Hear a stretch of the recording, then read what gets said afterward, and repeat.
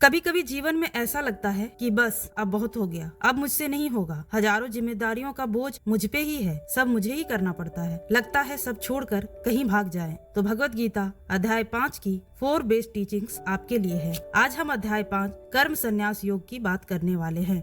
आज हम सीखेंगे पहला, कर्ता होने के अहंकार का त्याग। दूसरा, पाप से बचाव। तीसरा, सबों के प्रति समान भाव। और चौथा, स्थिर बुद्धि कैसे बने। पहली शिक्षा, कर्ता होने के अहंकार का त्याग। अक्सर हम जब किसी के लिए कुछ करने योग्य हो जाते हैं तो हमारे मन में अहंकार आ जाता है कि मैं ही सब कुछ कर रहा हूँ, जबकि सच तो ये है आपको कुछ करने लायक उस ईश्वर ने बनाया है। आपसे पहले भी बहुत राजा महाराजा आए, उन्हें भी लगता था कि ये दुनिया उनके इशारों पे चलती है, पर वो चले भी गए और ये दुनिया वैसी ही चल रही है। आपके न होने पर भी ये दुनिया ऐसे ही चलती रहेगी। इसलिए आप अगर कुछ कर पा रहे हैं तो खुद को खुशनसीब समझिए और उस ईश्वर का धन्यवाद दीजिए। इसे बेहतर ढंग से हम इस श्लोक के माध्यम से समझेंगे। योग युक्तो विशुद्धात्मा विजितात्मा जितेंद्रियः सर्वभूतात्मा भूतात्मा कुर्वन्नपि न लिप्यते। अर्थात जिस मनुष्य का मन अपने वश में है और जिसने अपने इंद्रियों को जीत लिया हो, जिसकी अंतरात्मा शुद्ध है और जो हर मनुष्य में एक ही आत्मा को देखता है, वह मनुष्य कभी भी कर्म से लिप्त नहीं होता है। इसे आप ऐसे समझिए कि अगर आप अपने लिए कुछ करते हैं तो क्या आपको अहंकार आता है? जैसे आप अपने लिए महसूस करते हैं वैसे ही दूसरों के लिए भी करें। इससे आप में ये अहंकार खत्म होगा कि आप जो भी कर रहे हैं वो आप कर रहे हैं। आपको तब अपने कर्म पर चिड़चिड़ापन नहीं होगा और मानसिक शांति मिलेगी।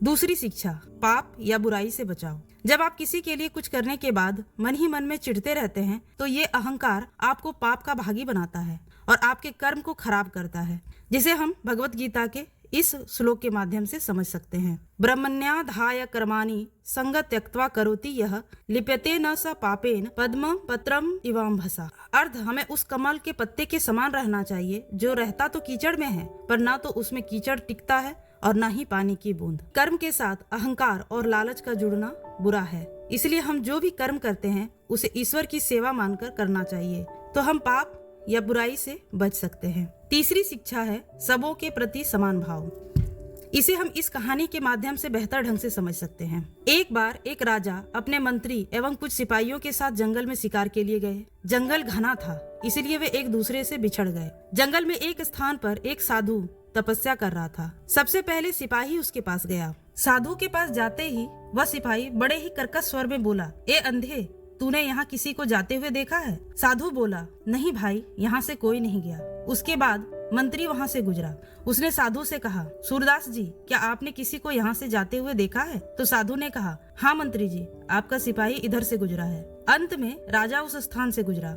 राजा ने बड़ी ही विनम्रता से साधु का पैर छुआ और मधुर स्वर में पूछा, महात्मा जी प्रणाम, क्या आपने इस मार्ग से किसी को जाते हुए देखा है? हम अपने साथियों से बिछुड़ गए हैं और इस जंगल में भटक गए हैं। साधु ने कहा, जी महाराज, सबसे पहले आपका सिपाही इधर से गया, उसके बाद आपके मंत्री यहाँ से गए हैं। राजा को आश्चर्य हुआ। वे बोले, महात्मा, आप देख नहीं सकते हैं, फिर आपने कैसे पहचाना कि कौन सिपाही है, कौन मंत्री और कौन राजा? इस पर साधु बोले, महाराज, मनुष्य की पहचान उसके व्यवहार से होती है। आप तीनों का व्यवहार अलग अलग था, जिससे मुझे पता चल गया। एक राजा ही इतना विनम्र हो सकता है, इसलिए आपका व्यवहार ही आपका ओहदा तय करता है।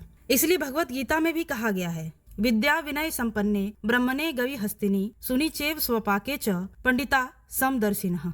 यानी ज्ञानी पुरुष वह है जो पंडित, गाय, हाथी, कुत्ते और चांडाल में भी एक ही आत्मा को देखता है और सबके प्रति समान भाव रखता है। यह श्लोक हमें सिखाता है आध्यात्मिक प्रगति का सही अर्थ है दूसरों के प्रति घृणा, द्वेष का भाव मन में न रखना, बल्कि सबके प्रति दया और समान भाव रखना, क्योंकि अगर आप सम्मान दोगे तो आपको भी बदले में सम्मान मिलेगा। चौथी शिक्षा है स्थिर बुद्धि कैसे बने। हमारे जीवन में सुख दुख लगा रहता है, कभी भी समय एक समान नहीं रहता है। ऐसे में हम विचलित हो जाते हैं, कभी अधिक उत्साह में आ जाते हैं तो कभी गहरे शोक में चले जाते हैं। इस स्थिति को हम इस श्लोक से समझ सकते हैं। श्री कृष्ण ने इसके लिए कहा है, न प्रहृष्येति प्रियम प्राप्य नो द्विजेत प्राप्य चाप्रियम स्थिर बुद्धिर सम्मूढ़ो ब्रह्मविद ब्रह्मणि स्थिता।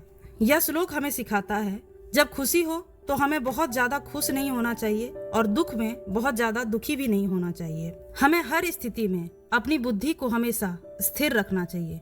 आज के युग में यह श्लोक हमें मानसिक संतुलन और धैर्य की सीख देता है, जो कि अभी के समय में सबसे बड़ी जरूरत है। आजकल की नई जनरेशन में धैर्य और मानसिक संतुलन की बहुत कमी हो गई है। इसलिए हमें अपने दिमाग को हमेशा शांत रखना चाहिए और जो भी निर्णय लें उसे धैर्य पूर्वक लेना चाहिए। अगर ये वीडियो आपको पसंद आई हो तो लाइक और सब्सक्राइब कर लीजिएगा। मैं ऐसे ही वीडियोस की सीरीज लाती रहूंगी। Thank you.